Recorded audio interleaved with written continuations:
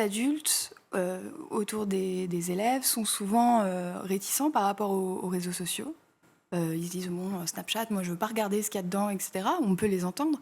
Mais par contre, ce qui se passe sur Snapchat, en fait, c'est des relations de jeunes. Donc, finalement, ils pourraient être là en tant que conseillers pour accompagner les enfants. Mais le fait que ce soit Snapchat, alors là, ça les bloque. Ce qui fait que souvent, ils donnent des conseils qui tombent complètement à côté de la plaque, où ils se révèlent incapables de régler le problème. Et là, quand les enfants ont tenté, les ados, de s'appuyer sur eux, ils n'y retournent jamais, quoi.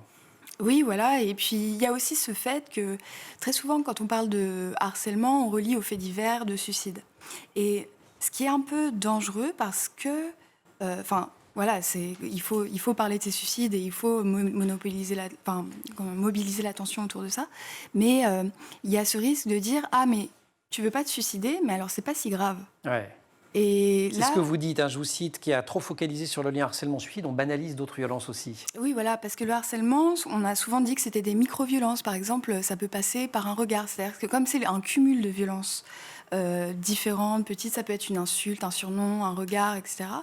Eh bien, comme c'est pris à part, en fait, ça semble rien être. Mais comme c'est un cumul chaque jour, etc., Et c'est le ça devient cumul qui lourd. est douloureux. Ouais. Voilà, et vous donnez d'ailleurs sur le chiffre, le suicide des jeunes, qui reste un problème absolument considérable, mais il est quand même en baisse, le suicide des moins de 24 ans, depuis une quarantaine d'années. Oui. Voilà, donc il fallait quand même une bonne nouvelle dans cette émission.